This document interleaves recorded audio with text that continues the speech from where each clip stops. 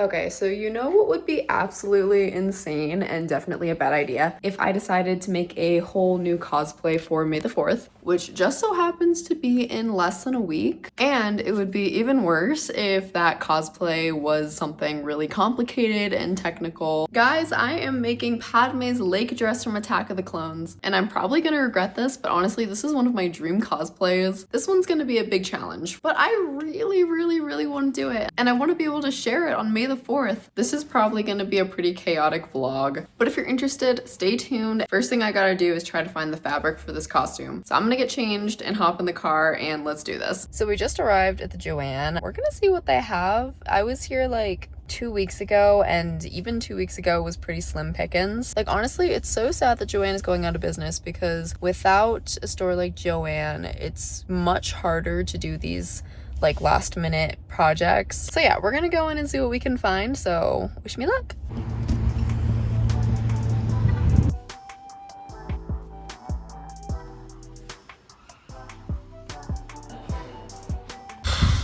Okay, so I pretty much did not find anything that I needed. I did find this wide satin ribbon for kind of the trim. There was absolutely nothing. So there is one more store that I can try. So yeah, we'll see if I can find that fabric somewhere else.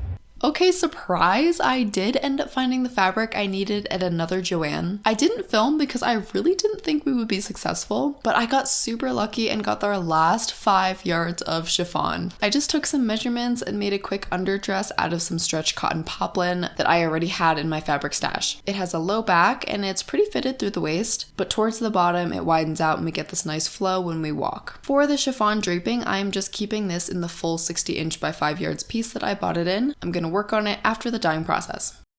Okay, so this is the part that I'm honestly terrified about. We're about to dye the fabric. As you can see here, I'm filling up this big tub with hot water from my bathtub, and I'm going to be using these RIP synthetic dyes. And honestly, I'm just gonna start with yellow, go to pink and purple, just try to dip in the parts that I want colored. I feel like this is gonna be really difficult, but I don't really know what other way I could do this. I have seen some other people online using like a spray bottle method, but I really want the gradient to be smooth and very pastel-y. This honestly looks like really dehydrated pee. It's kind of gross. This whole thing was the definition of trust the process. I was sort of just sectioning it out, grabbing, and trying to only dip the parts of the fabric I needed into each color. The underdress was really straightforward because it has just a straight gradient down. But for the chiffon, it was really challenging because I needed to make a sort of arc pattern with the yellow that then radiates out into pink and purple.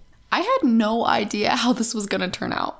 Once the fabric was dried, I was shocked to see that it actually looked the way I wanted it to. The gradient is super smooth, there's no weird patches. I was so upset though because on the underdress I got this big drip of pink on the yellow part. I'm gonna have to try and fade that out later, but oh my god, I was so sad.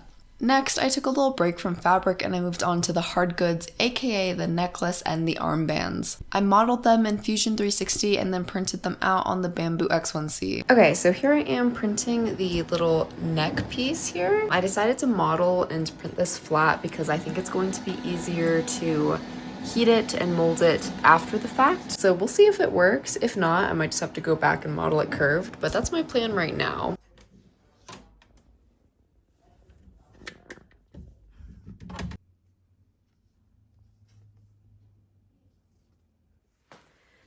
Okay, armband is done. I'm just gonna try this on my arm, see if I have to make any adjustments.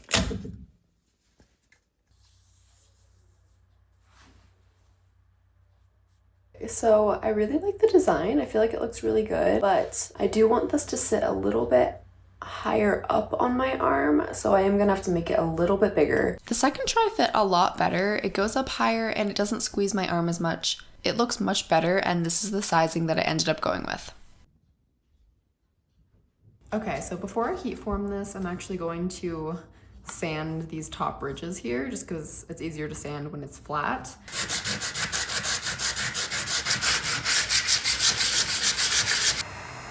I took this step nice and slow, just heating up the plate with my heat gun and then gently forming it to my neck. I was very careful not to squish or distort the piece too much.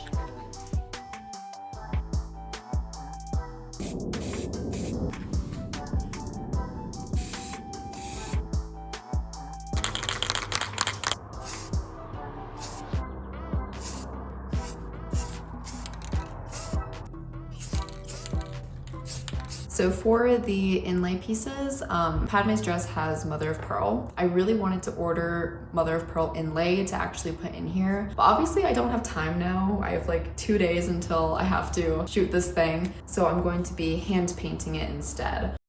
The hand painted mother of pearl is a mix of white, silver, and some pastel pink and blue. I was just lightly dabbing the colors on, not blending them too much, because that's what's going to give it that natural quality. And then I did the same thing on the armbands after masking off some sections.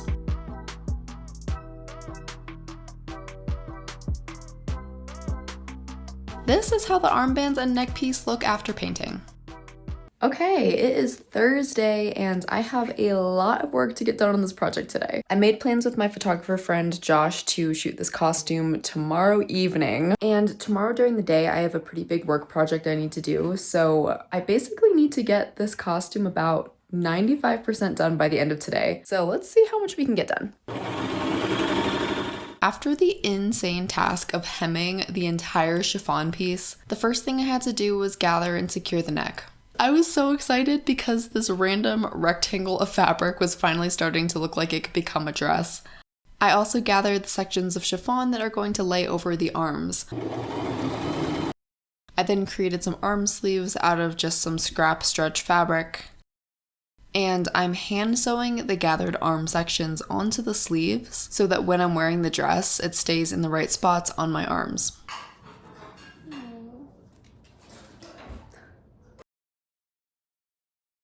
I then added my satin ribbon to the neckline of the chiffon. The ribbon is folded over to the rear of the edge so that it could add some support and a subtle addition visually.